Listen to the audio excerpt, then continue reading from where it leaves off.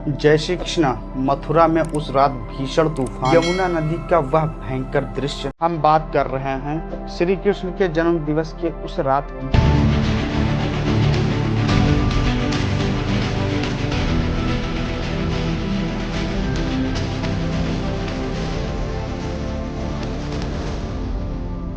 मथुरा में भीषण हवाएं चल रही थी और यमुना जी अपनी प्रचंड रूप दिखा रही। राजा कंस के कारागार में एक बालक ने जन्म लिया, जहां कंस अपने बहन को कैद करके रखा था, क्योंकि देवकी की विदाई के समय एक आकाशवाणी हुई थी कि अपनी बहन का 8वां अंश तुम्हारा काल होगा। उस रात उस कारागार में एक दिव्य शक्ति प्रकट हुई और सारे कैदी सो गए और कारागार के सारे ताले खुल गए और आंधी तूफान और यमुना के भीषण में वासुदेव उस नन्हे से कृष्ण को लेकर नंद बाबा के घर गोकुल पहुंच गए और गोकुल में यशोदा माता को भी एक संतान हुई थी। वासुदेव उस नन्हे से बालक श्री कृष्ण को माता यशोदा के पास रखकर संतान को लेकर मथुरा कारागार में आ गए।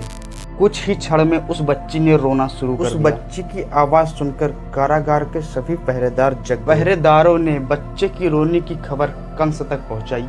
कंस भागता हुआ कारागार पहुंचा। नन्हा बालक देवकी का 8वां संतान था। इससे पहले 7 संतानों की हत्या कर चुका था। जैसे ही 8वां संतान समझकर मारने के लिए उठाया तो वह हवा में गायब हो गई और एक देवी का रूप ले लिया और बोली, अरे मूर्ख, जिसे तू मारना चाहता है वह तेरा काल बनकर धरती पर आ गया है। अब तेरा अंत निश्चित है। कंस की आंखें लाल हो गई थी और चेहरे पर डर दिखाई दे रहा था और देवी यह सब बोलकर गायब हो गई। यहीं से कंस की उल्टी गिनती शुरू हो गई और कंस ने कृष्ण को मारने के लिए अनेकों प्रयास किए, लेकिन वह असफल रहा और लगभग 11 साल बाद कंस कृष्ण के हाथों मारा गया। यह वीडियो यहीं समाप्त होती है। जय श्री कृष्णा।